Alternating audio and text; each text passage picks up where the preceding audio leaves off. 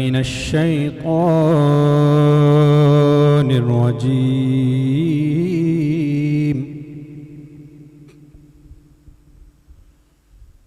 بسم الله الرحمن الرحيم.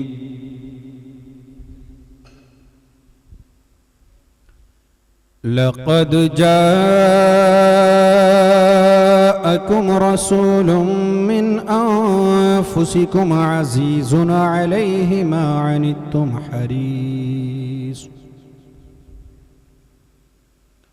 حريص عليكم بالمؤمنين رؤوف رحيم.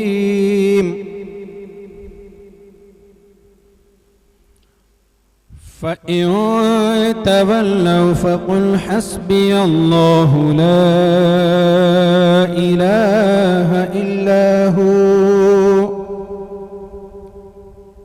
عليه توكلت وهو رب العرش العظيم.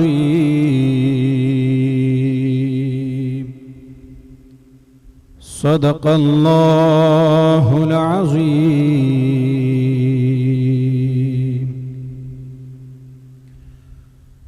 صلى الله عليك يا رسول الله وسلم عليك يا حبيب الله. صلى الله عليك يا رسول الله وسلم عليك يا نبي الله.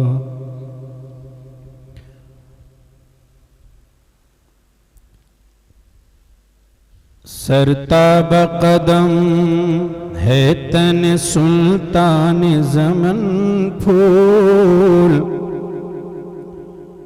لب پھول دہن پھول، زقن پھول بدن پھول. اور کیا بات رضا اس چمنستان کرم کی، زہرا ہے کلی جس میں حسین اور حسن پھول. صلی اللہ علیہ یا رسول اللہ وسلم علیک یا حبیب اللہ.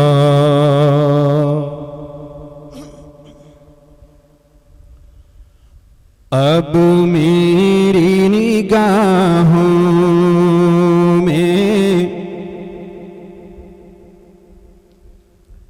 جچتا نہیں کوئی یا رسول اللہ. اب میری نگاہوں میں جچتا نہیں کوئی اب میری نگاہوں میں جچتا نہیں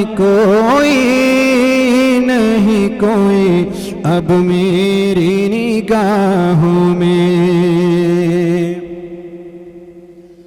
ہاں اب میری نگاہوں میں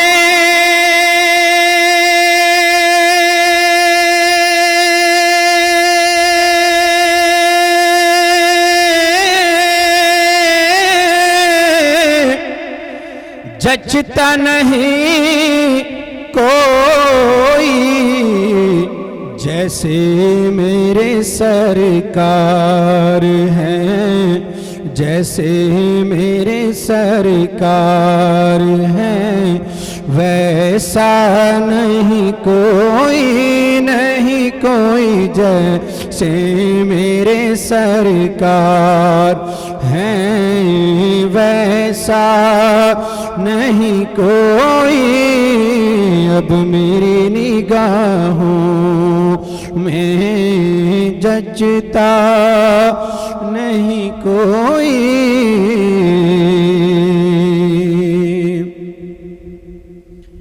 ایک دن آسمان نے کہا زمین سے، اے زمین سن، میرے اوپر چاند ہے، ستارے ہیں، کہکشاں ہے، روشنی ہے۔ زمین نے سنا اور کہا اے آسمان سن، تیرے اوپر چاند ہے، ستارے ہیں، کہکشاں ہے، روشنی ہے۔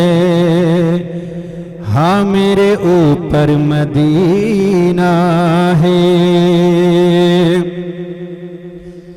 کہ تم ساتوں حسین آنکھ نے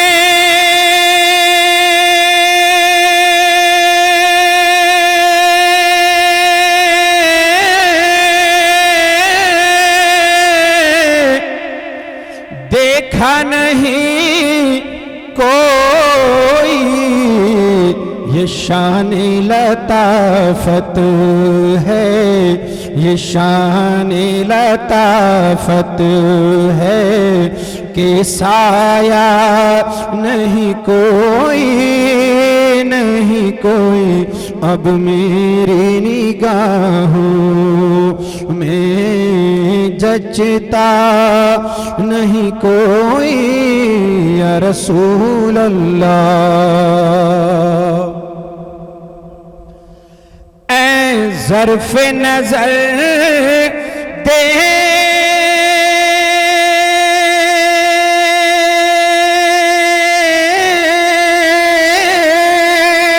مگر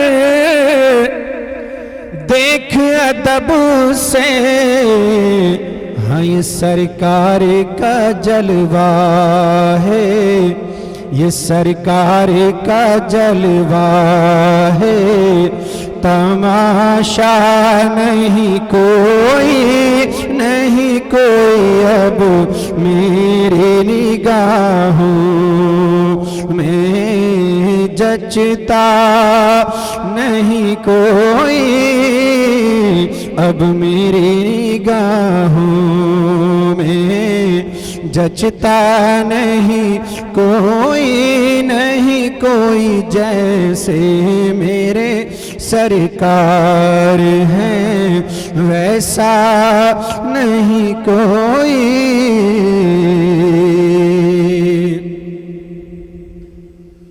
اعجاز یہ حاصل ہے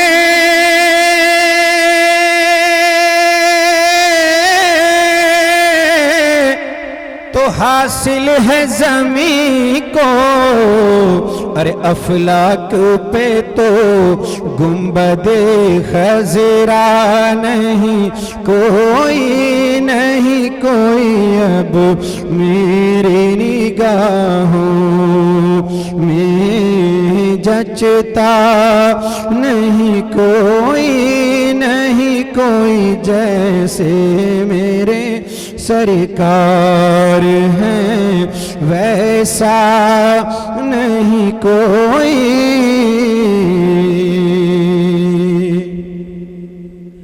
اور وہ آنکھ جو روتی ہے، وہ آنکھ جو روتی ہے غم عشق نبی میں،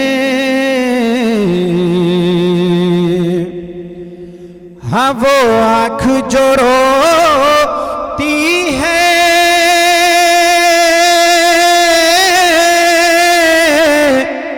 غم عشق نبی میں، اس آنکھ سے روپوش تو جلوہ نہیں کوئی، نہیں کوئی اب میری نگاہوں میں جچتا نہیں کوئی۔ کوئی جیسے میرے سرکار ہیں، ویسا نہیں کوئی۔ درود پاک پڑھیں۔ اللہ رب محمد صلی اللہ علیہ وسلم نحن عباد محمد صلی اللہ علیہ وسلم صلاة و سلام علیکہ رسول اللہ صلی اللہ تعالیٰ علیہ وسلم۔ ایک بار اور حصول برکت کے لیے درود پاک پڑھیں۔ اللہ رب محمد صلی اللہ علیہ وسلم صلاة و سلام علیکہ رسول اللہ صلی اللہ تعالیٰ علیہ وسلم۔ نعت پاک کے اور دو تین اشعار پیش خدمت ہیں۔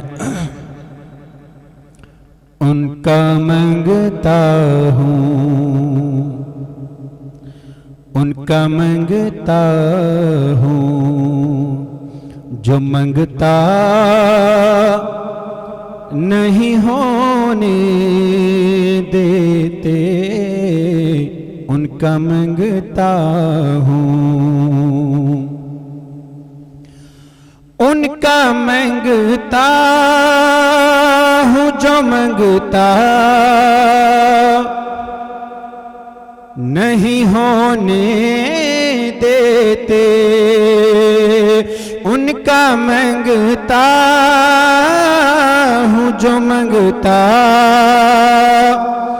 نہیں ہونے دیتے، میرے آقا میرے مولا میرے آقا مجھے رسوا نہیں ہونے دیتے، ان کا منگتا ہوں، جو منگتا نہیں ہونے دیتے۔ شعر ملاحظہ فرمائیں، بڑا ہی پیارا شعر ہے، انشاءاللہ ایمان تازہ ہو جائے۔ میرے ہر عیب کی کرتے ہیں وہ پردہ پوشی، میرے ہر عیب کی کرتے ہیں وہ پردہ پوشی، میرے جرموں کو میرے جرموں کو تماشا نہیں ہونے دیتے، ان کا منگتا ہوں، ان کا منگتا ہوں، جو منگتا نہیں ہونے دیتے، ان کا منگتا ہوں، جو منگتا نہیں ہونے دیتے، میرے آقا میرے مولا میرے آقا مجھے رسوا نہیں ہونے دیتے، میرے آقا۔ اور حضرات بڑا ہی پیارا شعر، اپنے منگتوں کی فہرست میں رکھتے ہیں مجھے، اپنے منگتوں کی فہرست میں رکھتے ہیں مجھے، مجھ کو محتاج مجھ کو محتاج کسی کا نہیں ہونے دیتے، مجھ کو محتاج کسی کا نہیں ہونے دیتے، ان کا منگتا ہوں جو منگتا نہیں ہونے دیتے،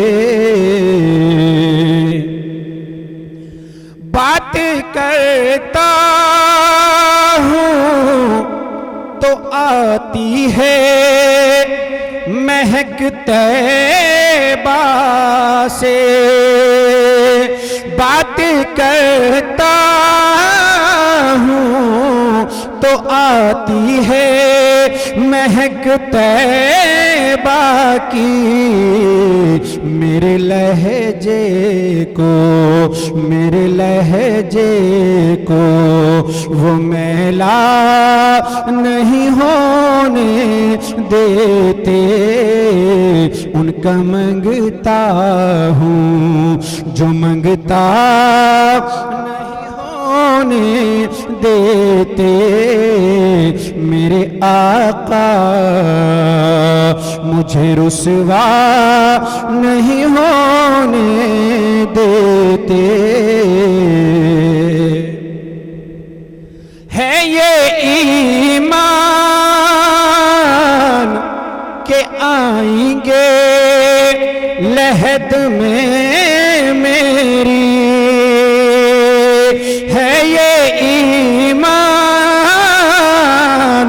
کہ آئیں گے لحد میں میری، اپنی منگتوں کو اپنی منگتوں کو وہ تنہا نہیں ہونے دیتے، اپنی منگتوں کو وہ تنہا نہیں ہونے دیتے، ان کا منگتا ہوں جو منگتا نہیں ہونے دیتے، میرے آقا میرے مولا مجھے رسوا نہیں ہونے دیتے، یا رسول اللہ۔ السلام علیکم ورحمۃ اللہ وبرکاتہ۔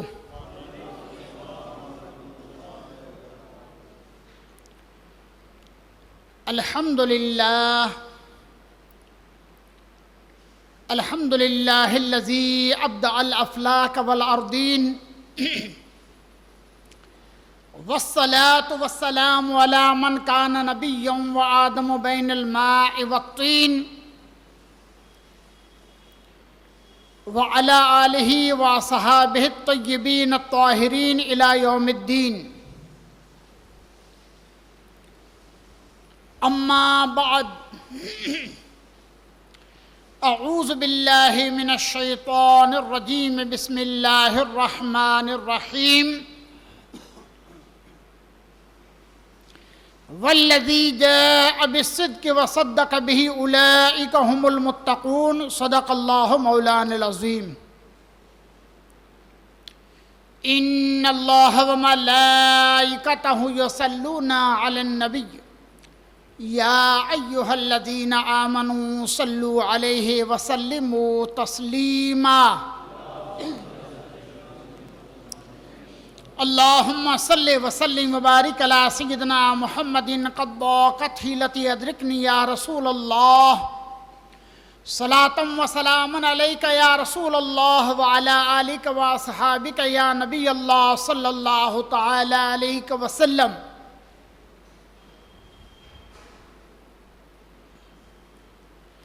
بڑا ہی مرتبہ اونچا ملا صدیق اکبر کو،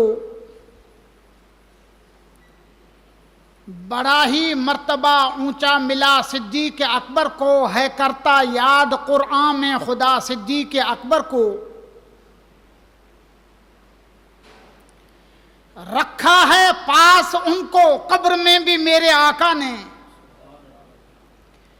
رکھا ہے پاس ان کو قبر میں بھی میرے آقا نے، کرے پھر کون آقا سے جدا صدیق اکبر کو، کرے پھر کون آقا سے جدا صدیق اکبر کو۔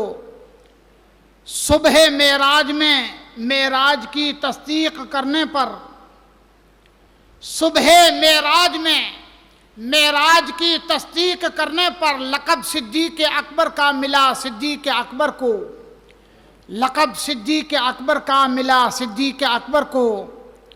صدیق بلکہ غار میں جاں اس پہ دے چکے، اور حفظ جاں تو جانے فروز غرر کی ہے۔ ثابت ہوا کہ جملہ فرائض فروع ہیں، اصل الاصول بندگی استاجور کی ہے۔ انتہائی عقیدت اور محبت کے ساتھ نبی اور آل نبی کی بارگاہ میں ایک بار پھر درود پاک کا نذرانہ پیش کریں۔ صلی اللہ علی نبی الامی وآلہ صلی اللہ علیہ وسلم، صلاۃ و سلام علیک یا رسول اللہ، صلاۃ و سلام علیک یا حبیب اللہ صلی اللہ تعالی علیہ وسلم۔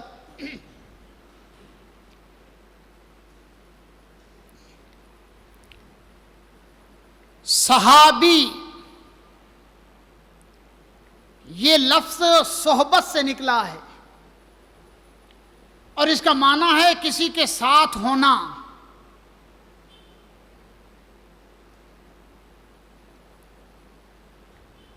اصطلاح میں صحابی وہ خوش نصیب ہستی ہے جس نے اپنے ماتھے کی آنکھوں سے جاگتے ہوئے ایمان کے ساتھ آقا کا چہرہ دیکھا،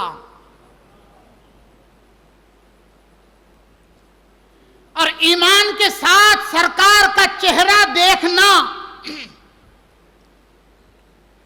اتنی بڑی نیکی ہے کہ زمانے کی کوئی نیکی اس نیکی کے برابر نہیں ہو سکتی۔ یہاں تک کہ سالوں تک رات دن عبادت کرنے والے غوث، قطب، ابدال، اوتاد، نجبا، نقبا کوئی صحابی کے مقام و مرتبہ کو نہیں پہنچ سکتے۔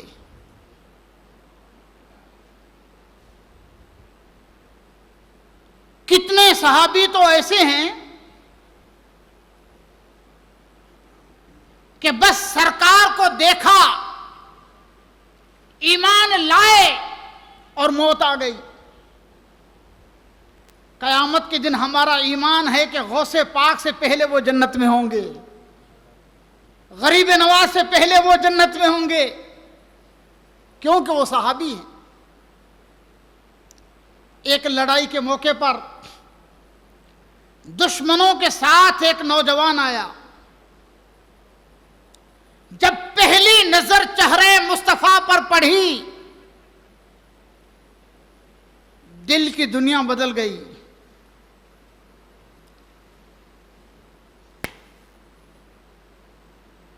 حضور کے قریب آ کر کہنے لگا، اے محمد صلی اللہ علیہ وسلم، اگر میں آپ کا کلمہ پڑھ کر مسلمان ہو جاؤں تو؟ فرمایا تجھے جنت ملے گی۔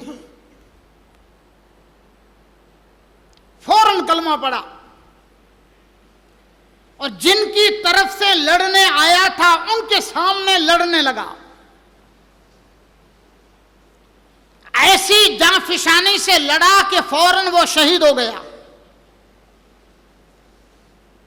نہ نماز اس نے پڑھی اس لیے کہ وقت نہیں ملا، نہ روزہ رکھا، نہ تلاوت کی، نہ حج کیا، نہ زکوٰۃ دی، نہ کوئی اور کار خیر کرنے کا موقع ملا، بس کلمہ پڑھا، چہرہ دیکھا، کلمہ پڑھا اور مسلمان ہو گیا اور شہید بھی ہو گیا۔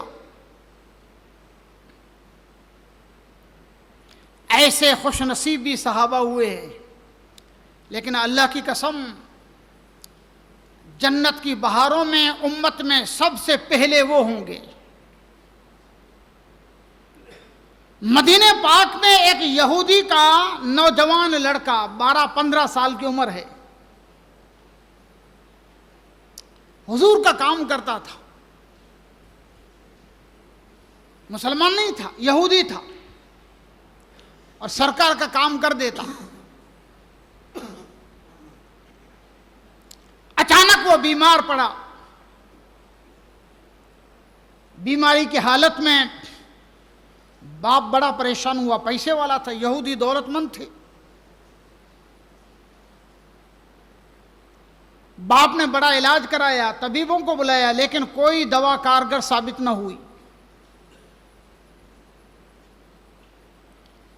آخرکار باپ نے دیکھا کہ بیٹا دنیا سے جا رہا ہے،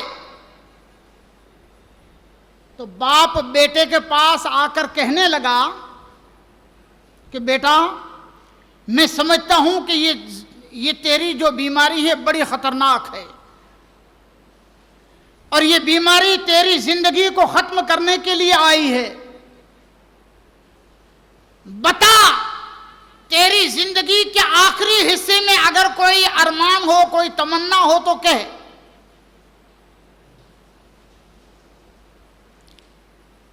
باپ کی بات سن کر بیٹے نے کہا، ابا جان، تمنا ہے، آرزو ہے، بڑی مدت سے ہے، آج آپ نے چل کر پوچھا ہے تو بتاتا ہوں، پوری کرو گے؟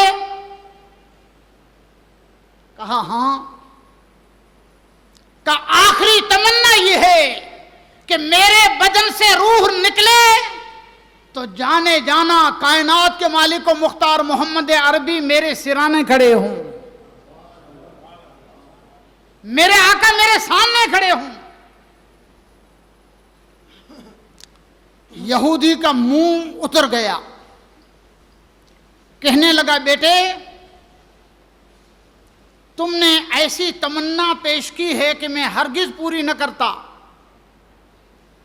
لیکن اس لیے کہ یہ تیری زندگی کا آخری وقت ہے، میں تیری آرزو پوری کیے دیتا ہوں۔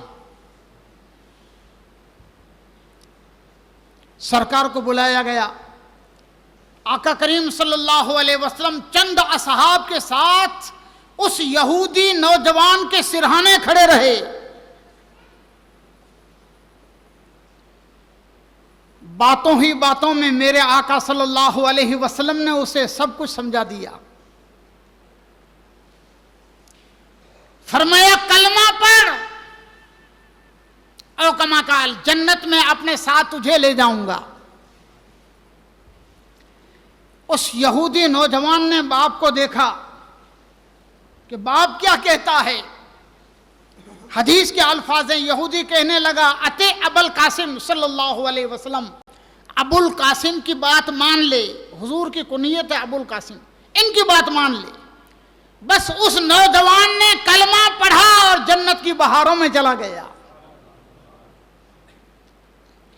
میرے آقا کریم صلی اللہ علیہ وسلم نے صحابہ کرام کو حکم دیا، اس کے لیے جنت البقیع میں قبر کھودی گئی۔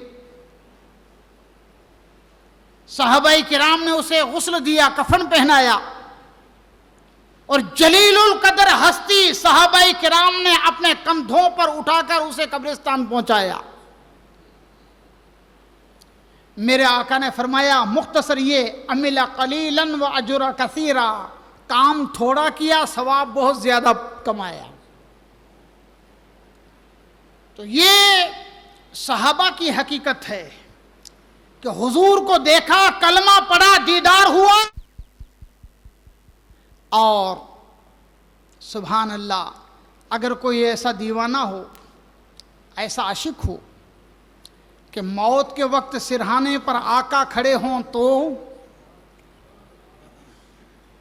آئے ہے۔ میں نے شاید بتایا تھا، مولانا محمد شفیع اوکاڑوی صاحب محرم کی تقریر نہیں کرتے، ان کی کیسٹیں آج بھی بجتی ہیں، خاص کر کے سبیل وغیرہ میں۔ آخری وقت آیا، سوئے تھے، ہوش بھی پورا نہ تھا، اچانک بیٹھ گئے اور ہاتھ جوڑ کر کہنے لگے، آقا، اب تک میں نے کتابوں میں پڑھا تھا کہ عاشقوں کے سرہانے مصطفیٰ آتے ہیں، آج آنکھوں سے دیکھ رہا ہوں۔ آقا آپ نے کرم فرمایا، اس غریب کی میت، اس غریب کو آخری لمحے اپنے دیدار سے نوازنے کے لیے آ گئے۔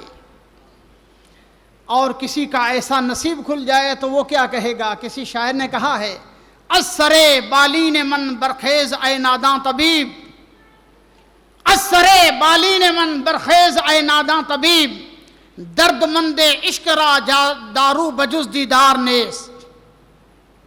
اے حکیم، اے ڈاکٹر، اپنی دوا اٹھا، اپنے نسخے لے جا، اپنے پڑیاں اٹھا لے، اس لیے کہ تیرے سامنے جو سویا ہے یہ مریض عشق مصطفیٰ ہے، تیری کوئی دوا اس کا علاج نہیں ہے، اس کا علاج ایک ہے، دیدار یار ہوگا اور منزل پا جائے گا، یار کو دیکھ لے گا اور اس کو سکون کی نیند آ جائے گی۔ تو بتانے کا مطلب یہ ہے کہ صحابی بہت بڑا خوش نصیب ہوتا ہے۔ آقا کریم صلی اللہ علیہ وسلم کے کتنے صحابہ، علماء نے اس پر بڑا ریسرچ کیا ہے،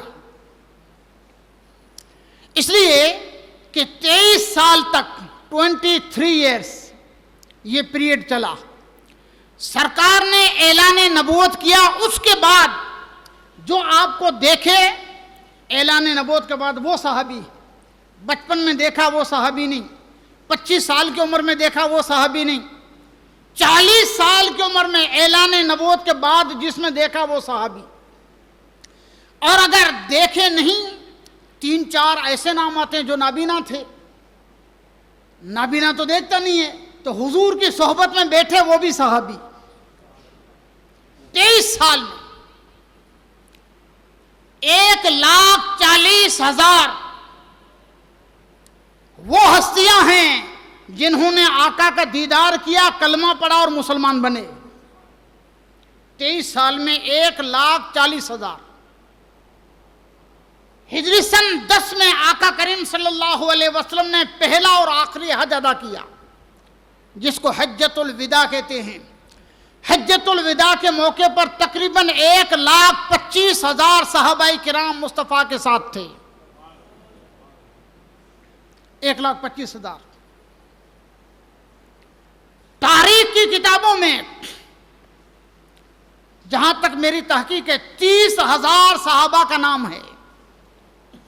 اس زمانے میں نالج عوام تک اتنا نہیں پہنچا تھا، لکھنے پڑھنے والے لوگ زیادہ نہیں تھے۔ جب سرکار مکہ میں پیدا ہوئے تھے اس زمانے میں عربی لکھنے پڑھنے والوں کی تعداد خالی 10 تھی، 10 آدمیوں کو لکھنا پڑھنا آتا تھا۔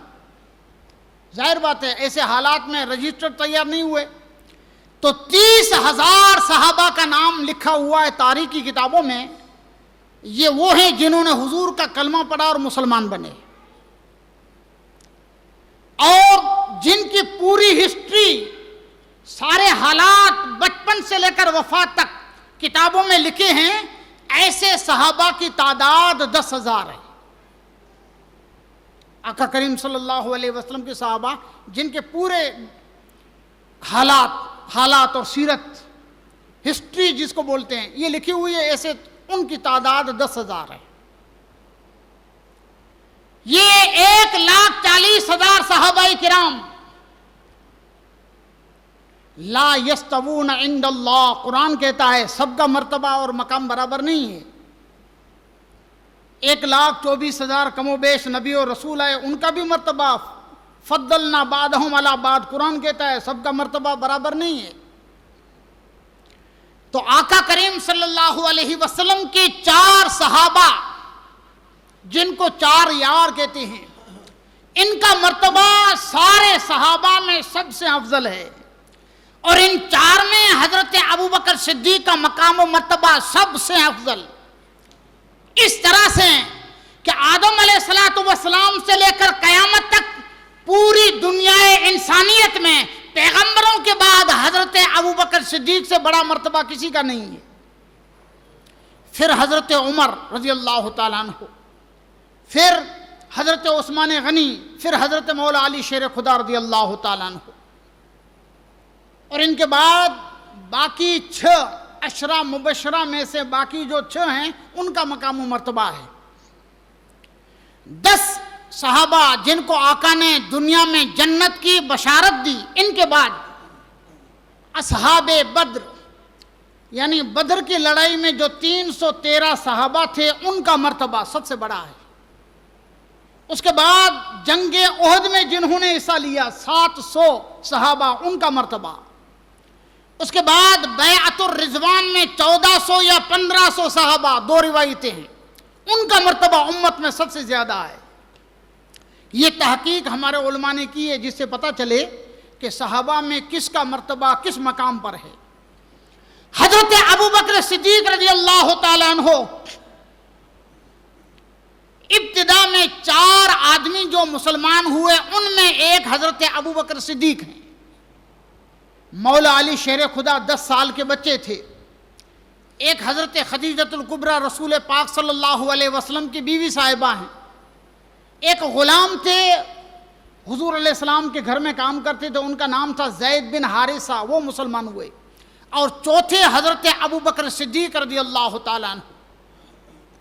یہ 4 وہ ہستیاں ہیں جنہوں نے سب سے پہلے کلمہ پڑھا اور ایمان کی دولت ان کو ملی۔ آپ کو یاد ہو تو میں نے ایک بار کہا تھا کہ دنیا میں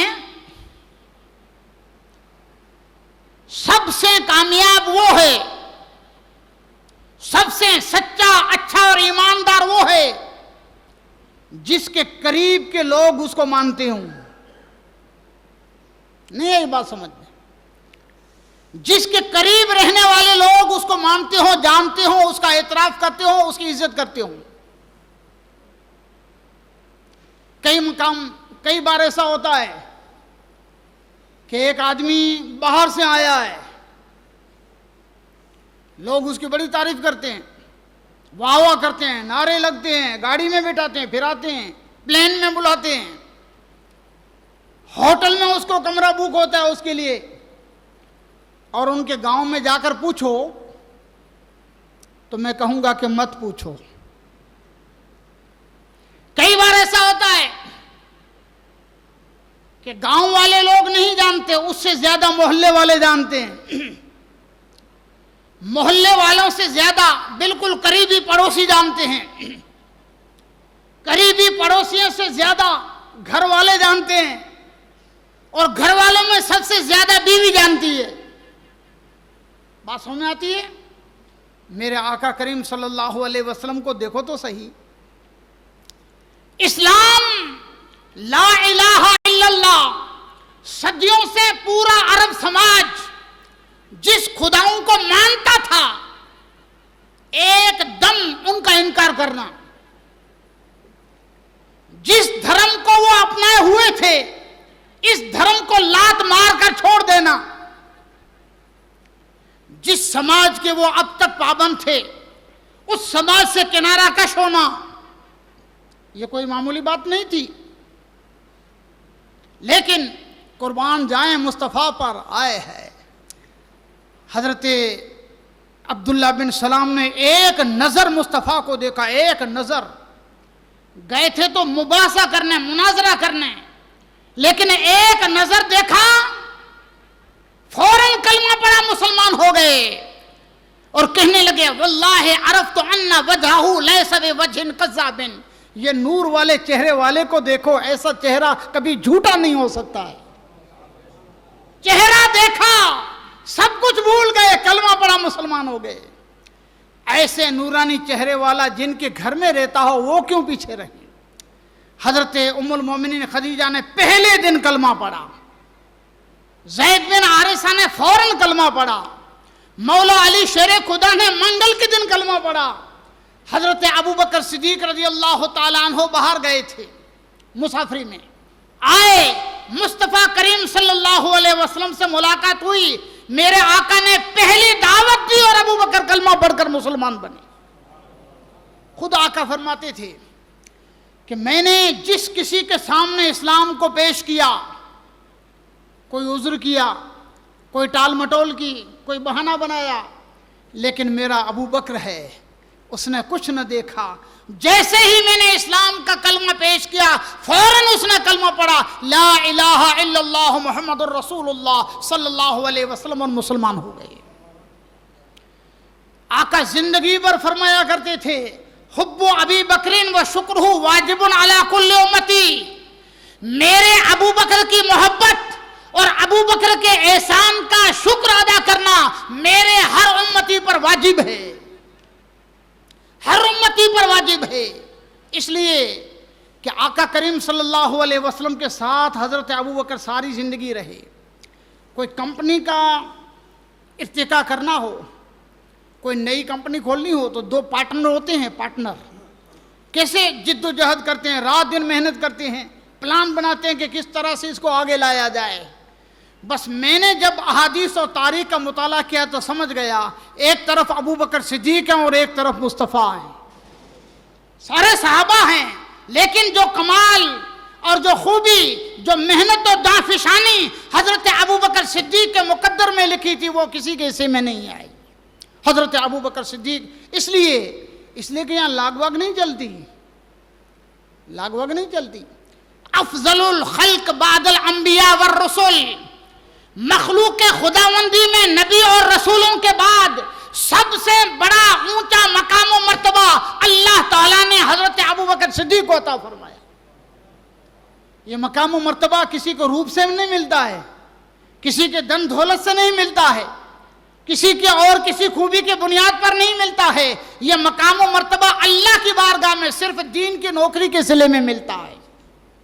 جو مصطفیٰ کا نوکر ہوگا، جو اللہ کا فرما بردار ہوگا، جو مصطفیٰ کریم کی باتوں پر عمل کرے گا، جو اسلام کے لیے رات دن محنت و مشقت کرے گا، اللہ تعالیٰ ایسے نفوس قدسیہ کو اسلام میں مقام و مرتبہ عطا فرماتا ہے۔ حضرت ابو بکر صدیق رضی اللہ تعالیٰ عنہ ہر لمحہ ہر پل آقا کریم صلی اللہ علیہ وسلم کے ساتھ رہا کرتے تھے۔ دشمنوں نے تیر برسائے ساتھ میں رہے، پتھر برسائے ساتھ میں رہے، ظلم و ستم کے پہاڑ توڑے ساتھ میں رہے، سوشل بائیکاٹ کیا، حالانکہ بائیکاٹ صرف بنی ہاشم کا ہوا تھا۔ ابو بکر صدیق نے کہا آقا میں بھی آپ کے ساتھ رہوں گا، تو ساری زندگی حضور کی غلامی میں اور حضور کے ساتھ گزاری، مار کھائی، بے ہوش ہو گئے، لوگ سمجھ بیٹھے تھے کہ اب یہ مر جائیں گے۔ جب ہوش آیا گھر والوں نے دیکھا کہ ابو بکر نے آنکھیں کھولی، فرمایا پہلے یہ بتاؤ میرے آقا کہاں ہیں، میرے آخرت کا کیا حال ہے۔ ان کی ماں بھی مسلمان نہیں ہوئی تھی، کہنے لگی بیٹا تیرے دوست کی وجہ سے تو تجھے مارا گیا ہے، ابھی بھی اس کو یاد کرتا ہے۔ کہا نہیں پہلے بتاؤ وہ کہاں ہیں، پہلے ان کا دیدار ہوگا تب مجھے سکون ملے گا۔ ایسے محبت کرنے والے ابو بکر تھے۔ اس لیے میں بار بار کہتا ہوں اگر آدم علیہ السلام سے لے کر اب تک دنیا کی پوری ہسٹری میں اگر محبت کرنے والوں کی لسٹ بنائی جائے تو لیلا ہے، مجنو ہے، یوسف ہے، زلیخا ہے، شیریں ہے، فرحاد ہے، عمر ہے، ماروئی ہے، یہ سب عشق کی بہت لمبی چوڑی داستانیں دنیا میں ہیں۔ لیکن اللہ کی قسم اگر محبت کی بات آئے، محبت میں سب کچھ نچھاور کرنے کی بات آئے تو جو محبت ابو بکر صدیق کو تاجدار مدینہ سے تھی، اللہ کی قسم اس دھرتی پر اس کی کوئی مثال نظر نہیں آئے گی۔ ایسے آقا کریم صلی اللہ علیہ وسلم سے محبت کرنے والے تھے۔ جب ہجرت کا وقت آیا کہ مکہ چھوڑنا ہے، آقا کریم صلی اللہ علیہ وسلم تو ہر بات اللہ کے مشورے سے ہر بات پر عمل کرتے تھے۔ ادھر سے آرڈر آیا، تیار ہو گئے۔ دوپہر کا وقت، سرکار ام المومنین حضرت عائشہ چھوٹی تھی، کہتی ہیں کہ کبھی بھی دوپہر کے وقت سرکار ہمارے گھر نہیں آتے تھے، صبح شام، اچانک دوپہر آ گئے۔ ابو بکر صدیق کو پوچھا گھر میں کون کون ہیں؟ تو کہا سرکار کوئی نہیں ہے، ہم صرف گھر والے ہیں۔ فرمایا کہ اللہ کا حکم ہے کہ میں ہجرت کر کے مکہ سے مدینہ جاؤں، وطن چھوڑنے کا میرے رب نے حکم دیا ہے۔ سیدنا صدیق اکبر رضی اللہ تعالیٰ عنہ تھم سے گئے، آنکھیں کھلی کی کھلی رہ گئیں۔ سرکار کچھ بولے نہیں، اگلا سوال کیا آقا میں بھی ساتھ میں ہوں گا؟ ایسا نہیں ہو سکتا کہ آقا چلے جائیں اور ابو بکر مکہ میں رہے۔ فرمایا ہاں اللہ کا حکم ہے ابو بکر تو بھی میرے ساتھ ہوگا، او کما قال۔ آقا کریم صلی اللہ علیہ وسلم حضرت ابو بکر صدیق کو ساتھ لے کر مکہ سے نکلے. 10 دن کا یہ پیدل سفر ہے. اس زمانے میں 240 مائل تھا, آج کل 480 کلومیٹر ہے. 10 دن میں یہ پیدل سفر طے ہوا تھا. وہاں سے نکلے رات کے وقت. غار ثور, مکہ سے 4 میل کی دوری پر ایک غار ثور ہے. الحمدللہ اس فقیر نے دیکھا ہے, ہمارے اسماعیل بھائی ساتھی تھے, آئے حاجی صاحب. وہاں ایک وہ پنجابی نے جو نعت پڑھی تھی اب تک میرے دل کو چھوئی ہوئی. جتنے لوگ بیٹھے تھے سب رونے لگے, سب رونے لگے. اس کی بھاشا تو پوری نہیں سمجھ رہے تھے, لیکن اس نے جو کہا میں نے اتنا سمجھا, اے ودوہا چہرے والے, تھوڑی دیر کے لیے دنیا میں تو آ جا, دیکھ دنیا میں کیسا اندھیرا چھا گیا ہے. تیرے چہرے کے دیدار سے ساری دنیا میں اجالا ہو جائے.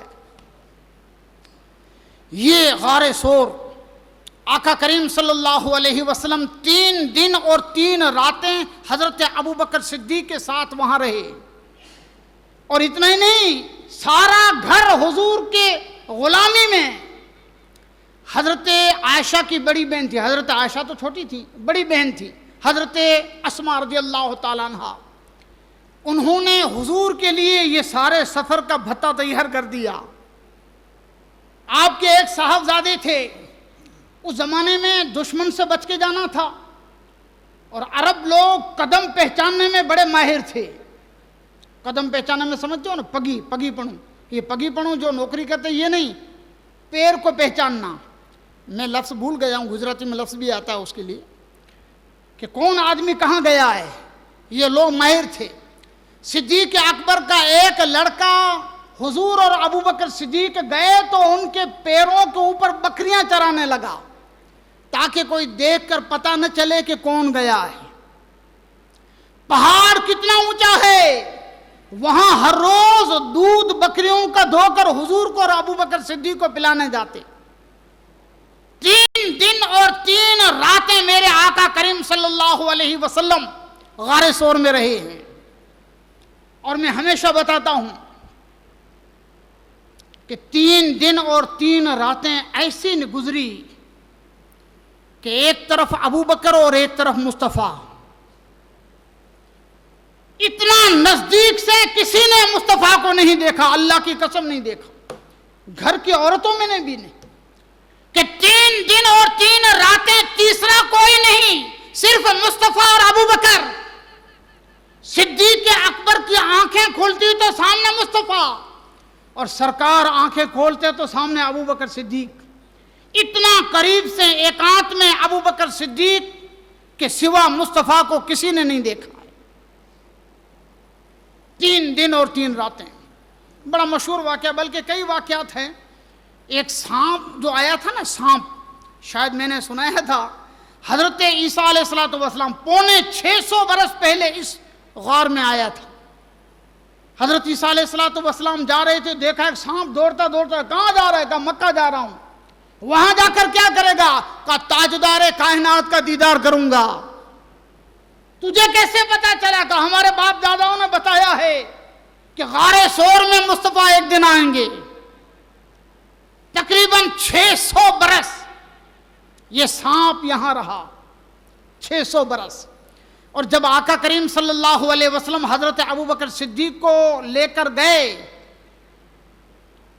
غار ثور میں, گپھا بہت اونچی نہیں ہے, ابھی تو نیچے سے تھوڑا بہت بھر دیا ہے کسی نے, لیکن بہت اونچا نہیں ہے, آدمی کھڑا بھی نہ رہ سکے. اور پتھر ہے, چاروں طرف پتھر, ایک چھوٹا سا راستہ, ابھی دوسرا راستہ بھی پیچھے سے بنا لیا گیا ہے. مصطفیٰ کریم صلی اللہ علیہ وسلم اور حضرت ابو بکر صدیق دونوں وہاں پہنچے تو حضرت ابو بکر صدیق نے مصطفیٰ سے عرض کیا, سرکار آپ باہر ٹھہرو, میں اندر جاتا ہوں. کوئی یہ کہے کہ یہ ادب ہے, پہلے میں, یہ کوئی ادب ہے؟ لیکن یہ ادب بھی انوکھا ادب ہے. اندر گئے, غار کو صاف کیا, پوری طرح اس کو صاف کیا اور اس کے بعد اپنے چادر کو اور قمیص کو توڑ کر غار کے اندر جتنے سوراخ تھے سب بند کیے. سارے کپڑے ختم ہو گئے, ایک تہبند رہی, اب اس کو تو توڑ نہیں سکتے. آقا کریم صلی اللہ علیہ وسلم کو بلایا, سرکار آ جائیں. میرے آقا نے زبان حال سے فرمایا, ابو بکر تم نے مزار میں تم نے غار میں میرا انتظار کیا ہے, میں مدینے میں مزار میں تیرا انتظار کروں گا. ابو بکر گئے, مصطفیٰ ابو بکر صدیق کے زانوں پہ سر رکھ کے سو گئے. یہ نوکری تو دیکھو کہ پیر ایک سوراخ خالی رہ گیا تھا, اس پر پیڑ کی ایڑی لگائی ہے, ایک پیر کی ایڑی سوراخ پر, ایک پیر پر سرکار کا سر مبارک ہے, دونوں ہاتھوں سے سرکار کی باڈی کو پکڑے ہیں اور آنکھوں سے سرکار کا چہرہ دیکھ رہے ہیں. ہے یہ عاشقانہ ادائیں, عاشق ہوں تو ایسے ہوں. سرکار تھکے تھے, نیند آ گئی. اچانک جو غار میں سانپ تھا نا, میں نے بتایا 600 سال سے, اس نے کئی جگہ سے نکلنے کی کوشش کی, لیکن ہر جگہ کپڑا پوری طاقت سے ٹھونسا گیا تھا, نکل نہیں سکا. سانپ میں ہڈا تو ہوتا نہیں ہے کہ وہ مار کے نکل جائے. جب کہیں سے راستہ نہ ملا تو جس جگہ سرکار ابو بکر صدیق نے اپنے ایڑی رکھی تھی اس جگہ پہ سانپ آ گیا اور اندر سے منہ مارا کہ ابو بکر ہاتھ اپنا پیر ہٹا لیں. آپ نے ہٹایا نہیں, سمجھ گئے کہ کوئی چیز ہے. دوسری مرتبہ کوشش کی, نہیں ہٹایا. کئی بار کوشش کے باوجود جب ابو بکر صدیق نے اپنا پیر نہیں ہٹایا تو اب سانپ نے ڈنک مارا. سانپ, کچھ قسمیں سانپ کی ایسی ہیں بہت زہریلے ہوتی ہیں, آدمی فوراً مر جائے. اور سانپ خاص کر کے جب پرانا ہوتا ہے, بوڑھا ہوتا ہے, تو اس کا زہر اور قاتل ہو جاتا ہے. جب سانپ نے ڈنک مارا, حضرت ابو بکر صدیق کے پورے بدن پر زہر طاری ہو گیا, آنکھوں سے آنسو جاری ہو گئے, اور یہ آنسو مصطفیٰ کے چہرے پر پڑے. آقا کو دیکھ رہے تھے, گود میں سرکار کا سر تھا. آقا کی آنکھیں کھلی, پوچھا ما یبکی کہ یا ابا بکرین, ابو بکر روتے کیوں ہو, کس نے رلایا؟ عرض کی یا رسول اللہ لدغتو, حدیث کے الفاظ ہیں کسی چیز نے مجھے ڈنک مارا ہے. مرض کی شکایت مسیحا سے, ارے جو مردوں کو زندہ کر دے, بیمار کو اچھا کرنا تو اس کے لیے بہت آسان ہے. ابو بکر اپنا پیر ہٹاؤ. سرکار صدیق نے پیر ہٹایا, سانپ باہر آیا. میرے آقا کریم صلی اللہ علیہ وسلم نے فرمایا, اے سانپ تجھے شرم نہیں آئی, تو نے میرے ابو بکر کو ڈنک مارا. عرض کرنے لگا یا رسول اللہ, آپ کے چہرے زیبا کی زیارت کی لالچ میں اور دیدار کی تمنا میں 600 سال سے یہاں بیٹھا ہوں. آج جب پہلی بار موقع ملا کہ چاند سے چہرے والا آمنہ کا لال نگاہوں کے سامنے ہو, تو ابو بکر نے اپنے پیر رکھ دیا.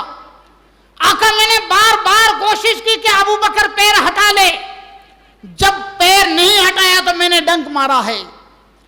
آقا کریم صلی اللہ علیہ وسلم نے اپنا لعاب دہن حضرت ابو بکر صدیق رضی اللہ تعالی عنہ کے مقدس زخم پر لگایا. اللہ پاک نے اسی وقت ان کو شفا عطا فرما دی. 3 دن اور 3 راتیں مصطفیٰ اور ابو بکر یہاں رہے.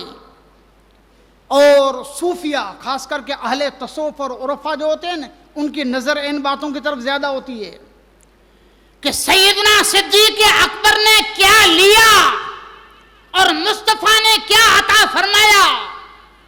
یہ تو لینے اور دینے والا جانے, لیکن اتنا کہا جاتا ہے کہ صحبت کا ایسا رنگ چڑھ گیا ابو بکر صدیق پر, مصطفیٰ کی صحبت کا ایسا رنگ چڑھا کہ جب مدینہ پہنچے, مدینہ کے لوگ حضور کا سواگت کرنے کے لیے آئے تو لوگ پہچان نہیں سکے کہ ابو بکر کون سے ہیں اور مصطفیٰ کون سے ہیں. کوئی تو حضور کا ہاتھ چومنے لگے, کوئی ابو بکر صدیق کا ہاتھ چومنے لگے, اس لیے کہ حضرت ابو بکر صدیق عمر میں 2.5 سال چھوٹے تھے لیکن داڑھی آپ کی سفید تھی. سرکار علیہ الصلوۃ والسلام جب دنیا سے پردہ فرمائے تو آپ کے سر اور داڑھی میں 14 بال, اور بعض نے لکھا ہے کہ 21 بال سفید تھے, باقی سب کالے تھے. داڑھی مبارک میں اور سر میں سب بال کالے تھے, بس 15 سے 20 کے آس پاس سفید بال ہو گئے تھے. حضرت ابو بکر صدیق کی داڑھی سفید تھی. کچھ لوگ یہ سمجھے کہ یہ آقا ہیں, لیکن ہائے عشق تیرا کیا کہنا. ابو بکر صدیق سمجھ گئے لوگ دھوکہ کھا رہے ہیں. آپ نے چادر ہٹا لی, حالانکہ حضور پر دھوپ تو پڑتی نہیں تھی, ایک بادل ہمیشہ سائبان کیے رہتا تھا, حضور پر دھوپ پڑتی نہیں تھی. پھر کیوں آپ نے چادر اپنی لی اور حضور پر سایہ کرنے لگے تاکہ دیکھنے والوں کو پتا چلے, لوگوں دھوکہ نہ کھانا, بیٹا ہے یہ آقا ہے اور کھڑا ہے یہ غلام ہے. ایسے عاشق حضرت سیدنا صدیق اکبر رضی اللہ تعالیٰ عنہ ہے. یہ کتنی بڑی نیکی کما گئے جانتے ہو؟ حضرت ابو بکر صدیق رضی اللہ تعالیٰ عنہ دنیا میں نیکیوں کی بول بالا ہے. نیکی کرنے والوں کو اللہ نے توفیق دی ہے. امام اعظم ابو حنیفہ رحمۃ اللہ علیہ رمضان المبارک میں 61 مرتبہ قرآن مجید پڑھتے تھے, ہر روز 2 قرآن. غوث اعظم دستگیر 40 سال عشاء کے وضو سے فجر کی نماز. احمد آباد کا بادشاہ احمد شاہ جب جامع مسجد کی پہلی اینٹ رکھنے کے لیے علماء کو بلایا تو کہا کہ پہلی اینٹ وہ رکھے جس کی 30 سال میں ایک بھی نماز قضا نہ ہوئی ہو, عصر اور عشاء کی سنت غیر مؤکدہ بھی قضا نہ ہوئی ہوں. اور جب کسی نے اینٹ نہیں رکھی تو سب سے پہلی اینٹ بادشاہ نے رکھی. ایسی ہستیاں تھیں, نیکوکار ایسے ہو گئے تھے. تو نیکیاں اللہ جس کو توفیق دے اس کی کوئی سیما نہیں. لیکن ایک بات آج سے آپ سے پوچھنا چاہتا ہوں کہ دنیا میں سب سے بڑی نیکی کس نے کی ہے اب تک 1400 سالہ اتہاس میں, بلکہ اور بھی آگے لے جاؤ دنیا کے اتہاس میں, امتیوں میں سب سے بڑی نیکی کا شرف کسے نصیب ہوا؟ تو علماء نے لکھا ہے حضرت ابو بکر صدیق رضی اللہ تعالیٰ عنہ 3 دن اور 3 راتیں جو مصطفیٰ کے ساتھ رہے, اس کائنات میں اتنی بڑی نیکی کا موقع کسی کو نہیں ملا ہے. ایک مرتبہ ام المومنین حضرت عائشہ صدیقہ رضی اللہ تعالیٰ عنہ حضور حجرہ عائشہ کے باہر رات کے وقت بیٹھے ہیں. ام المومنین عائشہ صدیقہ رضی اللہ تعالیٰ عنہ نے آسمان کے تاروں کو دیکھا, آسمان کے ستاروں کی طرف دیکھا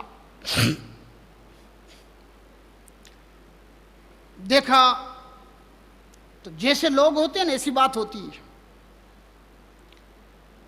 حضور سے عرض کی آقا ایک سوال پوچھوں, کہ آسمان میں ہزاروں لاکھوں انگنت تارے دیکھ کر مجھے خیال آتا ہے علی احدن حسناتن کا عدد نجوم السماء, آقا آسمان کے تاروں کے برابر کیا کوئی آدمی ایسا ہوگا جس کی نیکیاں اتنی ہوں؟ سرکار علیہ الصلوۃ والسلام نے فرمایا ہاں میرا ایک امتی ہے, اس کی نیکیاں آسمان کے تاروں کے برابر ہیں. پوچھا وہ کون ہے؟ فرمایا ہوا عمر, وہ میرا امتی عمر ہے جس کی نیکیاں آسمان کے تاروں کے برابر ہیں. باپ کی محبت یہ اولاد کی فطرت میں ہوتی ہے. حضرت عائشہ تو یہ سمجھتی تھی کہ ابھی میرے باپ کا نام آئے گا, اور نام آ گیا ابو بکر کا, عمر کا. سوچی تھی کہ ابھی میرے باپ ابو بکر کا نام آئے گا اور نام عمر کا آ گیا. معلوم تھا کہ عمر تو کئی سالوں تک تو ڈنڈا لے کر تلوار لے کر گھومتے تھے حضور کو شہید کرنے کے لیے، تب ابو بکر حضور کے پیچھے پیچھے چلتے تھے. یہ بعد میں 6 سال بعد میں مسلمان بننے والا عمر ابو بکر سے کیسے آگے ہو گیا؟ تو سوال کیا، فَأَيْنَ حَسَنَاتُ أَبِي بَكْرٍ یا رسول اللہ، اگر آسمان کے تاروں کے برابر عمر کی نیکیاں ہیں تو میرے باپ ابو بکر کی سب نیکیاں کہاں گئیں؟ آقا کریم صلی اللہ علیہ وسلم نے فرمایا کہ عائشہ،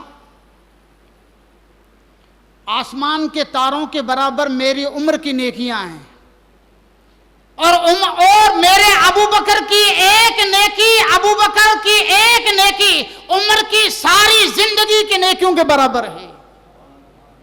عمر کی ساری زندگی کی نیکیاں اور میرے ابو بکر کی ایک نیکی برابر ہیں. اس لیے حضرت ابو بکر کی بارگاہ میں حضرت عمر کہتے تھے، اے ابو بکر، غار سور میں 3 دن اور 3 راتیں آپ نے مصطفیٰ کا جو ساتھ دیا، وہ نیکی مجھے دے دو، زندگی کی ساری نیکیاں میں آپ کو دینے کو تیار ہوں. یہ مقام و مرتبہ اللہ پاک نے حضرت ابو بکر صدیق رضی اللہ تعالیٰ عنہ کو عطا فرمایا. مدینے جا کر اسلام کی سربلندی کے لیے رات دن محنت کی، جد و جہد کی، کوشش کی، اپنا مال آقا کریم صلی اللہ علیہ وسلم کے قدموں پر نچھاور کیا. حضور فرماتے ہیں، حدیث پاک میں آتا ہے، ما نفعنی مال احد ما نفعنی مال ابی بکر او کما قال، میرے ابو بکر نے جتنا مال مجھے دیا ہے اور جتنے مال کا مجھے ابو بکر کے مال کا فائدہ پہنچا ہے، کسی کے مال نے اتنا فائدہ نہیں پہنچایا. آقا کریم صلی اللہ علیہ وسلم فرماتی. اور ایک حدیث میں آتا ہے کہ میرے ساتھ جس کسی نے احسان کیا، سرکار فرماتے، جس کسی نے میرے ساتھ احسان کیا میں نے اس کے احسان کا بدلہ چکا دیا ہے. میرا ابو بکر ہے کہ میں نے اس کے احسانات کا بدلہ نہیں چکایا، اور قیامت کے دن میرا پروردگار ابو بکر کے احسان کا بدلہ عطا فرمائے گا. ایسے تھے ابو بکر صدیق رضی اللہ تعالیٰ عنہ، 40,000 دینار کے مالک. آپ کہو گے مولانا یہ کیا ہوتا ہے؟ 1 دینار 4.5 گرام سونے کا ہوتا ہے. 4.5 گرام سونا لگ بھگ 20-25 ہزار روپیہ آج کل 1 دینار کی قیمت. ایسے 40,000 دینار کے مالک تھے ابو بکر صدیق.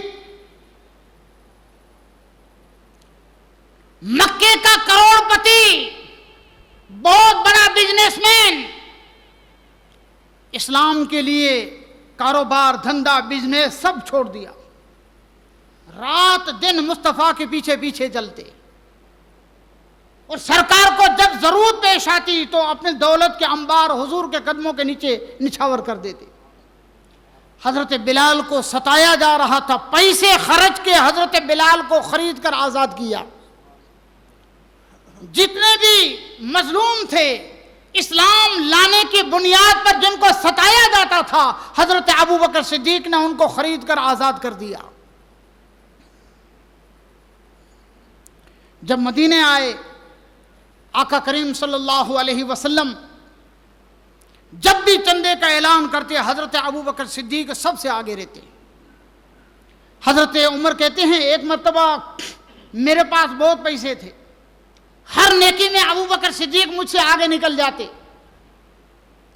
ہر نیکی میں ابو بکر آگے. تو میں نے سوچا کہ آج میرے پاس پیسے زیادہ ہیں، سرکار نے اعلان بھی کیا ہے، تو آج موقع ہے کہ ابو بکر سے زیادہ چندہ دے کر میں نیکی میں آگے بڑھ جاؤں. ایک مسئلہ بیان کر دوں، گجراتی میں بولتے ہیں ارکھا، کسی کا حسد. حسد کسی کا برا ہے، اور حسد کہتے کس کو ہیں یہ تھوڑا خلاصہ کر دوں تو آپ کی سمجھ میں آ جائے.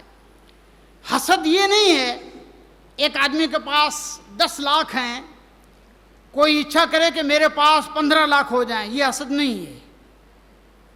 حسد یہ ہے کہ اس کے 10 لاکھ چلے جائیں اور میرے پاس 15 لاکھ آ جائیں. اس کو اسلام میں حسد کہتے ہیں، یہ جائز نہیں ہے. لیکن علماء نے لکھا ہے، حدیث پاک میں اس کا مفہوم موجود ہے کہ 2 چیزوں میں حسد کرنا بھی جائز ہے، جس کو رشک کہتے ہیں. ایک اللہ کی راہ میں خیرات کرنا کہ اس نے 1 لاکھ دیا ہے، میں 2 لاکھ دے کر اسے آگے بڑھ جاؤں.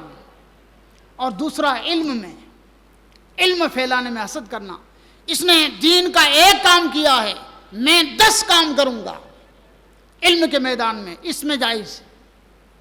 حضرت ابو بکر صدیق رضی اللہ تعالیٰ عنہ، حضرت عمر آئے، مال لے کر آئے، آدھا جتنا پراپرٹی تھی ان کے پاس آدھا لے آئے حضور کی بارگاہ میں، اور اوپن کر کے تاریخ الخلفاء میں لکھا ہے کہ چھپا کر نہیں بلکہ ظاہر کر کے دیا. تھوڑی دیر ہوئی، حضور نے حضرت عمر سے پوچھا گھر کے لیے کچھ چھوڑا ہے؟ کہا ہاں آقا، نصفہ، آدھا لے آیا ہوں اور آدھا چھوڑ کے آیا ہوں. حضرت ابو بکر صدیق آئے، چھپا کر مال دیا. سرکار نے پوچھا ماں اب قیت لأہلک یا ابا بکر او کما قال، ابو بکر گھر کے لیے کیا چھوڑا ہے، گھر والوں کے کیا چھوڑا؟ علماء نے لکھا ہے کہ گھر کے سارے برتن، یہاں تک کہ ماچس، جلانے کی لکڑیاں، سارے کپڑے، بسترے، گودڑے، ساری چیزیں. چندے کا اعلان مصطفیٰ نے کیا تھا، جو چیز اچھی لگے لے آؤ. ساری چیزیں لے آئے. اور مصطفیٰ نے پوچھا ابو بکر گھر کے لیے کیا رکھا ہے، کیا چھوڑا ہے؟ عرض کرنے لگے یا رسول اللہ اب قیت لہم اللہ و رسولہ، گھر والوں کے لیے اللہ اور اس کے رسول کی محبت چھوڑ کے آیا ہوں. ڈاکٹر اقبال نے پورا واقعہ بیان کیا. آخر میں کہا پروانے کو چراغ ہے، بلبل کو پھول بس، صدیق کے لیے ہے خدا کا رسول بس. آقا آپ ہیں، خدا ہے، آپ ہیں، پھر ابو بکر کو اور اس کے گھر والوں کو کسی اور کی چیز کی ضرورت نہیں ہے.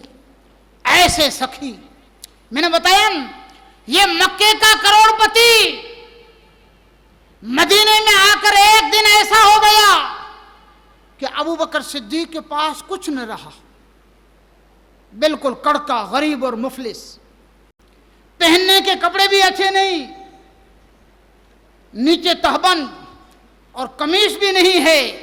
قمیص کی جگہ پر چادر، پرانی چادر اوڑھ کر ابو بکر صدیق مصطفیٰ کی بارگاہ میں حاضر ہوئے. ابو بکر صدیق، علماء نے لکھا ہے، بعض علماء حدیث نے اس حدیث پر کلام بھی کیا ہے، لیکن میں اس حدیث کو صحیح مانتا ہوں. حضرت ابو بکر صدیق رضی اللہ تعالیٰ عنہ حضور کی بارگاہ میں حاضر ہوئے تو چادر اوڑھ کر، اور چادر جو ہوتی ہے نا اس میں بٹن تو ہوتے نہیں ہیں، تو اس میں کانٹے لگا دیے تھے. کانٹے سے چادر کے دونوں حصوں کو جوائنٹ کیا تھا، اور ادب کے ساتھ حضور کی بارگاہ میں بیٹھے. تھوڑی دیر ہوئی تو حضور کی بارگاہ میں جبرائیل آئے. اب جبرائیل کبھی کبھی نورانی حالت میں آتے تو کوئی نہ دیکھتا، حضور کی کیفیت دیکھ کر صحابہ سمجھ جاتے کہ وہی آ رہی ہے. کبھی کبھی حضرت دہیہ کلبی کی شکل میں آتے حضرت جبرائیل علیہ السلام، تو ہر کسی کو پتہ چل جاتا. حضرت دہیہ کلبی ایک صحابی تھے، حضرت امام حسین ان کو ماموں کہتے تھے، حضرت دہیہ کلبی کو. روایتوں میں آتا ہے کہ ایک مرتبہ حضرت جبرائیل دہیہ کلبی کی صورت میں آئے اور حضرت امام حسین نے ان کے جیب میں ہاتھ ڈال دیا اور کہا کہ ماموں تمہارے جیب میں کیا ہے؟ حالانکہ وہ تو جبرائیل تھے. تو حضرت جبرائیل علیہ السلام آئے نورانی شکل میں. سرکار نے پوچھا کہ جبرائیل آج تم نے جو لباس پہنا ہے یہ لباس تو بالکل کامن ہے، عام سا لباس ہے، یہ جنتی لباس نہیں ہے. کیا جنت میں لباس کی کمی ہے کہ یہاں چادر اوڑھ کر اوپر کانٹا لگا کے آئے ہو؟ جبرائیل عرض کرنے لگے یا رسول اللہ علیہ الصلوۃ والسلام، آپ کے ابو بکر کو دیکھ لو. آپ کے ابو بکر کی یہ حالت دیکھ کر آج اللہ رب العزت نے آسمانی دنیا کے فرشتوں میں اعلان کیا ہے کہ سارے فرشتے وہی لباس پہنے جو میرے ابو بکر نے پہنا ہے. اس لیے سارے لباس، سارے فرشتوں نے یہ سادہ لباس پہنا ہے اور چادر میں بٹن کی جگہ پر کانٹے لگائے ہیں۔ آئے کیوں ہو؟ اللہ نے مجھے بھیجا ہے۔ ابو بکر کو پوچھو، مکے کا کروڑ پتی تھا، اللہ اور اس کے رسول کے نام پر سب کچھ قربان کرنے کے بعد مفلس بن گیا ہے۔ اللہ نے مرضی پوچھی ہے، ابو بکر سے پوچھو کیا اس حال میں تو اللہ سے راضی ہے کہ نہیں؟ کروڑ پتی تھا، بڑے بنگلے میں رہتا تھا، آج تو غریب اور خستہ حال ہو گیا ہے، اس حال میں اللہ سے راضی ہے کہ نہیں ہے؟ میرے مصطفیٰ کریم صلی اللہ علیہ وسلم نے حضرت ابو بکر صدیق رضی اللہ تعالیٰ عنہ سے پوچھا، آئے ہے یہ جس کے پاس عشق کی چاشنی ہوتی ہے اور اللہ اور اس کے رسول کے مقام کی محبت جس کو نصیب ہوتی ہے وہ پہچان سکتے ہیں۔ ابو بکر صدیق دھارے مار مار کے رونے لگے، دھارے مار مار کے رونے لگے اور عرض کیا، یا رسول اللہ نعم انا ان رب راضٍ، نعم انا ان رب راضٍ، ہاں ہاں میرے آقا، میں اپنے پروردگار سے راضی ہوں، میں اپنے پروردگار سے راضی ہوں، میں اپنے پروردگار سے راضی ہوں۔ یعنی ہر وقت ہر چیز میں حضرت ابو بکر صدیق رضی اللہ تعالیٰ عنہ نے اسلام کے لیے، آقا کی محبت میں امت کے لیے ہر چیز نچھاور فرما دی تھی۔ سرکار علیہ الصلوۃ والسلام نے پردہ فرمایا، بلکہ سرکار کے پردہ فرمانے سے چند دن پہلے پیر کے دن، جس کو ہماری بولی میں سوموار کہتے ہیں، پیر کے دن اشراق کا وقت قریباً ہمارے یہاں 10-11 بجے سرکار نے پردہ فرمایا۔ اتوار، سنیچر، جمعہ، جمعرات کی مغرب نماز، وہاں سے ڈیوٹی حضرت ابو بکر صدیق کی لگی ہے۔ 17 نمازیں حضرت ابو بکر صدیق رضی اللہ تعالیٰ عنہ نے پڑھائی ہیں، 17 نماز۔ مغرب کے نماز میں حضرت ابو بکر صدیق تھوڑے لیٹ ہو گئے، لوگوں نے حضرت عمر کو آگے کرنا چاہا۔ سرکار کا گھر تو پاس میں ہی تھا، میں آپ کو بتاؤں، یہ مسجد نبوی ہے، مسجد نبوی، اور یہاں حضور کا گھر ہے۔ آج جہاں حضور کا روزہ ہے، حاجیوں نے اور عمرہ کرنے والوں نے دیکھا ہوگا، بس یہی حضور کا گھر تھا، اور حضور کے گھر کے دروازے کے باہر سیدھی مسجد نبوی کا صحن آتا تھا، یہی مسجد تھی۔ تو سرکار نے دیکھا، آنکھوں سے ملاحظہ فرما رہے ہیں کہ حضرت عمر کو لوگ کہتے پڑھا دو، ادھر سے لا لا، لوگوں نہیں، اللہ اور اس کا رسول اور مومن اس بات پر راضی نہیں ہوں گے کہ ابو بکر کے سوا کوئی اور نماز پڑھا ہے، ابو بکر کے سوا کوئی اور نماز پڑھا، یہ نہیں ہو سکتا ہے۔ حضرت ابو بکر صدیق رضی اللہ تعالیٰ عنہ، حضرت عائشہ کہنے لگی، آقا میرا باپ ایسا نرم دل ہے کہ آپ کے مصلے پر چڑھ کر اس کو رونا آ جائے گا، بڑے نرم دل ہیں، آپ کی بیماری اور آپ کی طبیعت کی ناسازگی کی وجہ سے پہلے ہی پریشان ہیں۔ فرمایا نہیں، میں کہتا ہوں ابو بکر نماز پڑھائیں گے۔ بہت بڑا سوال کا جواب مصطفیٰ نے پہلے دے دیا۔ اگر کوئی اور نماز پڑھاتا، بڑے غور سے سننے کی بات ہے، اور کوئی نماز پڑھاتا تو لوگ کہتے کہ حضور کے بعد گادی کا وارث وہ ہے۔ حضرت ابو بکر صدیق جب خلیفہ بنے تو لوگوں نے حضرت علی سے پوچھا کہ نہیں لگتا ہے آپ کو کہ آپ کا حق تھا اور ابو بکر نے لے لیا؟ کچھ فتنہ پرواز لوگ بھی ہوتے ہیں نا۔ حضرت علی رضی اللہ تعالیٰ عنہ نے فرمایا کہ جس ابو بکر کو اللہ کے رسول نے آگے کیا تھا اسے پیچھے اور کون کر سکتا ہے؟ صحابہ کہتے تھے، اے ابو بکر، مصطفیٰ نے ہمارے دین کے لیے آپ کو پسند کیا، دین نماز کا سب سے عام شعبہ ہے، ہمارے دین کے لیے مصطفیٰ نے آپ کو پسند کیا، ہم نے اپنے دنیا کے لیے بھی آپ کو پسند کیا ہے۔ یعنی سارے امور خلافت حضرت ابو بکر صدیق رضی اللہ تعالیٰ عنہ کو دیے گئے۔ ہمارے بھائیوں کے پاس علم نہیں ہے، گجراتی میں ہو سکتا ہے کتابیں نکلی ہوں، آج کل تو اردو گجراتی میں بھی ہر وشے پر کتابیں نکلتی ہیں۔ حضرت ابو بکر صدیق جب خلیفہ بنے، ایسے حالات تھے، اللہ کی قسم اگر ابو بکر صدیق کے سوا کوئی اور ہوتا تو دین کا شیرازہ بکھر جاتا۔ کیوں؟ آپ کو تھوڑی وگت بتاؤں بس تھوڑے ٹائم میں۔ کتنے لوگ اسلام کے دبدبے اور حضور کے نام سے ڈرتے تھے، مسلمان بن گئے تھے کہ محمد مصطفیٰ صلی اللہ علیہ وسلم جدھر جاتے ہیں ان کا ستیہ ناش ہو جاتا ہے، ڈر کے مارے مسلمان بنے۔ کتنے جو مسلمان بنے تھے ان کو بھی زکوٰۃ دینی بھاری پڑتی تھی، نہیں سمجھے آپ؟ اس زمانے میں حکومت زکوٰۃ وصول کرتی تھی، اسلامی حکومت، ایسے آج کی طرح نہیں ہے کہ کسی کے پاس 10 لاکھ روپیہ ہے اب اس نے 500 روپیہ لکھا دیا، ایسا نہیں چلتا تھا۔ 2 لاکھ کے زیورات داگینے پڑے اور 25 روپے لکھا دی، یہ نہیں چلتا تھا۔ حکومت حساب کر کے زکوٰۃ لیتی تھی، جانوروں کی، کھیتی کی زکوٰۃ، زیورات کی زکوٰۃ، سونے کی، پیسوں کی، ہر چیز کی زکوٰۃ حکومت لیتی تھی۔ تو ظاہر بات ہے کہ پیسہ نکالنا کوئی آسان نہیں ہے، ہر ایک کا ایمان بھی برابر نہیں ہوتا ہے۔ سرکار نے پردہ فرمایا، جو لوگ حضور کی دھاک کی وجہ سے مسلمان بنے تھے وہ واپس کافر بن گئے، اور کتنے ایسے مسلمان تھے جنہوں نے زکوٰۃ دینے سے انکار کیا اور کہنے لگے یہ تو انکم ٹیکس ہے، مسلمانوں سے انکم ٹیکس تھوڑی لیا جائے گا۔ حضرت ابو بکر صدیق رضی اللہ تعالیٰ عنہ نے جب ان حالات کو دیکھا، تلوار نکال لی اور کہا کہ لوگوں اگر میرا کوئی ساتھ نہ دے گا، لیکن اگر اسلام پر آنچ آئے گی تو سب سے پہلے ابو بکر دشمن سے لڑنے کے لیے جائے گا۔ حضرت عمر آئے، دوسرے صحابہ بھی آئے، تھوڑی نرمی اختیار کرو اس لیے کہ بڑا کٹھن وقت ہے۔ حضرت ابو بکر صدیق نے عمر سے کہا کہ جاہلیت کے زمانے میں ایسا بہادر تھا اور مسلمان بن کر ایسا ڈرپوک بن گیا ہے؟ نہیں، میرے آقا کے زمانے میں اگر کوئی ایک بکری کا بچہ دیتا تھا، آج انکار کرے گا تو ابو بکر کی تلوار اس کا فیصلہ کرے گی۔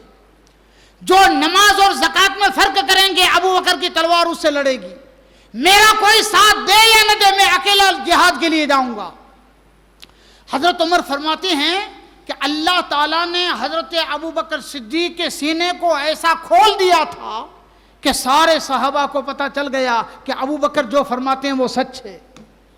ایک اور بات، حضور کی زندگی کا ظاہری حیات پاک کا آخری سال تھا۔ اس سال ایک لشکر ایران گیا تھا، وہاں بڑا نقصان ہوا تھا۔ حضرت زید بن حارثہ شہید ہو گئے، حضرت جعفر شہید ہو گئے، بہت مسلمان مارے گئے۔ آقا کریم صلی اللہ علیہ وسلم نے حضرت زید کے صاحبزادے 17 سالہ بیٹے کو کہا تو فوجی کمانڈر ہے اور دشمنوں سے لڑ۔ لشکر مدینے سے باہر نکلا، ابھی 8-10 کلومیٹر کی دوری پر چلا تھا کہ سرکار پردہ فرما گئے، اسلامی لشکر واپس آ گیا۔ اب یہ سوال ہوا کہ اتنا پردیش، اتنا دور دراز اسلامی لشکر، اسلام کی فوج کو بھیجنا، پھر مدینہ خالی ہو جائے گا، مدینے میں اگر کسی دشمن نے اٹیک کر دیا تو کیا ہوگا؟ کتنے لوگ زکوٰۃ کا انکار کر رہے ہیں۔ ایک اور شخص جس کا نام مسیلمۃ الکذاب تھا، نجد کا رہنے والا، اس نے نبوت کا دعویٰ کیا۔ چاروں طرف سے مشکل حالات۔ حضرت ابو بکر صدیق کہتے ہیں کہ سب سے پہلے میں وہ کام کروں گا جس کام کو مصطفیٰ نے کیا تھا، لشکر ضرور بھیجوں گا۔ لوگوں نے کہا بڑا کٹھن وقت کا نہیں، پہلا کام میرا یہ ہوگا، اگر مجھے کتے نوچ لیں تو منظور ہے، مصطفیٰ کی بات بدلنے نہیں دوں گا۔ فائدہ کیا ہوا جانتے ہو؟ حضرت زید بن حارثہ لشکر لے کر گئے، جیتے بھی، اور پوری دنیا پر ایسی دھاک بیٹھ گئی کہ جب تک محمد صلی اللہ علیہ وسلم تھے صرف عرب میں لڑائی ہوتی تھی، اور ان کے چلے جانے کے بعد اب تو اس کی قوم ودیش میں بھی جا کر دشمنوں کو لہرا دیتی ہے۔ ایسی بڑی چھاپ پڑی کہ کسی دشمن نے سر اٹھانے کی ہمت نہیں کی۔ اور اگلے سال مسیلمۃ الکذاب کے سامنے لڑائی ہوئی، زبردست لڑائی۔ تاریخ کی کتابوں میں آتا ہے کہ لگ بھگ 1 لاکھ آدمی مارے گئے، اس لیے کہ یہ جو نجدی لوگ تھے، آج بھی نجدی ہے نا، یہ بڑے لڑاکو قوم تھی، عرب میں سب سے ماتھا بھارے لوگ تھے. یہ ابھی جو سعودیہ میں حکومت ان کے پاس آئی ہے، یہ ڈنڈے کے زور سے انہوں نے ترکیوں کو بھگا کے لے لی ہے. بڑے طاقتور ہوتے ہیں یہ لوگ، تو ان سے مقابلہ کرنا آسان نہ تھا. صحابہ کرام کی بڑی جماعت، میں نے پڑھا ہے شاید 10,000 صحابہ شہید ہو گئے، اور ایسا زبردست مارکا ہوا، 1,00,000 آدمی مارے گئے. آخرکار مسیلمۃ الکذاب کو قتل کیا گیا، اور یہ نقلی نبی کا جو دعویٰ تھا کرنے والا جو مردود تھا، یہ ہمیشہ کے لیے اس کا کیس ختم ہو گیا. حضرت ابو بکر صدیق رضی اللہ تعالیٰ عنہ نے 2 برس 4 مہینہ 10 دن حکومت کی، 2.5 سال سے بھی کم، لیکن اسلام کے جھنڈے کو دنیا کے بہت بڑے حصے میں پھیلا دیا. اور حالات دیکھ کر پتہ چلتا ہے کہ اگر کوئی ابو بکر صدیق کے سوا اور ہوتا تو حالات بڑے کٹھن ہوتے، اور اسلام کی چھبی، اسلام کا روپ آج جو ہے، یہ نہ ہوتا کوئی اور روپ ہوتا. سلام ہو حضرت ابو بکر صدیق پر، جنہوں نے اسلام پر اور مسلمانوں پر بہت بڑا احسان کیا. لیکن سرکار کو یاد کر کے راتوں کو روتے تھے، حضور کی جدائی اور حضور کے غم میں کڑتے جاتے تھے. آخرکار ایک وقت آ گیا دنیا سے سفر کرنے کا. حضرت ابو بکر صدیق نے اپنے بیٹے سے فرمایا کہ میری اچھا ہے کہ حضور علیہ الصلوۃ والسلام کے روضے میں، حضور کے پہلو میں مجھے دفن کیا جائے. حضرت عائشہ تو ان کی بیٹی تھی، ان کی مالکی کا گھر تھا حضرت عائشہ رضی اللہ تعالیٰ عنہ. آخری وقت میں فرمایا کہ جب میرا جنازہ تیار ہو جائے تو روضہ رسول پر لے جانا، دروازہ بند کر دینا، میری نماز جنازہ پڑھ کر میرے جنازے کو حضور کے روضے کے دروازے کے سامنے کھڑا رکھ دینا، اور پوچھنا یا رسول اللہ، آپ کا غار کا ساتھی، مزار کا ساتھی بننا چاہتا ہے، اگر سرکار کی اجازت ہو تو اندر دفن کر دینا، نہیں تو عام مسلمانوں کے قبرستان میں جنت البقیع میں دفن کر دینا. لوگوں نے ایسا ہی کیا. آپ کی نماز جنازہ پڑھائی گئی، کفن دیا گیا. نماز جنازہ کے بعد روضہ رسول کے سامنے آپ کے جنازے کو رکھا گیا. کسی نے آواز دی، یا رسول اللہ علیہ الصلوۃ والسلام، ساری زندگی آپ کا ساتھ دینے والے، آپ کی محبت میں رات دن رونے والے ابو بکر آپ کی چوکھٹ پر آ گئے ہیں. آقا اجازت ہو تو آپ کے پہلو میں دفن کر دیں، اور اگر اجازت نہ ہو تو واپس لے جائیں. حدیث میں آتا ہے کہ حضور کے روضے کا دروازہ کھل گیا، خود بخود کھل گیا، اور آواز آئی، ادخلوا الحبیب الی الحبیب لان الحبیب للحبیب مشتاق. دوست کو دوست کے پاس لے آؤ، اور دوست کو دوست کے پہلو میں سلا دو، اس لیے کہ دوست کو اپنے دوست کا کئی سالوں سے انتظار ہے. حضرت ابو بکر صدیق کو روضہ رسول کے پاس ادب کیسا ہوتا تھا. مزار مصطفیٰ میں یہ جہاں حضور کا کندھا ہے، دونوں قبریں برابر نہیں ہیں، دونوں ساتھ میں نہیں ہیں، جہاں سرکار کا کندھا ہے وہاں ابو بکر صدیق کا سر ہے. ایسا زینہ ہوتا نا پگتھیا، اس کی طرح. اور پاس میں حضرت عمر کو دفن کیا گیا ہے، تو حضرت ابو بکر صدیق کا جہاں کندھا ہے وہاں حضرت عمر کا سر ہے. یہ ادب والے تھے، تاکہ دنیا کو پتہ چلے کہ پہلے اولین لوگ جیسے ادب کرتے تھے اس کی مثال کہیں نہیں ملتی. جیتے جی تو ادب کیا، دنیا سے جانے کے بعد بھی ادب کا دامن اللہ والے چھوڑتے نہیں ہیں. اس طرح سے حضرت ابو بکر صدیق رضی اللہ تعالیٰ عنہ کا اس امت پر بہت بڑا احسان ہے. اللہ تبارک و تعالیٰ ان کے فیوز و برکات سے مالا ہونے کی ہمیں توفیق و جذبہ عطا فرمائے. انشاءاللہ کل حضرت سیدنا فاروق اعظم رضی اللہ تعالیٰ عنہ کا بیان ہوگا. سرکار فاروق اعظم نے 10 سال حکومت کی ہے، اور 10 سال میں تقریباً 22.5 لاکھ اسکوائر مائل میں اسلام کو پھیلایا. اور دنیا آج بھی عمر کو سلام کرتی ہے کہ حکومت اور عدل و انصاف کا جو رنگ عمر نے دکھایا ہے، آج اگر وہی رنگ آ جائے تو پوری دنیا امن و شانتی کا گہوارہ بن جائے۔ انشاءاللہ کچھ فاروق اعظم کا کل بیان ہوگا۔ وآخر دعوانا ان الحمدللہ رب العالمین۔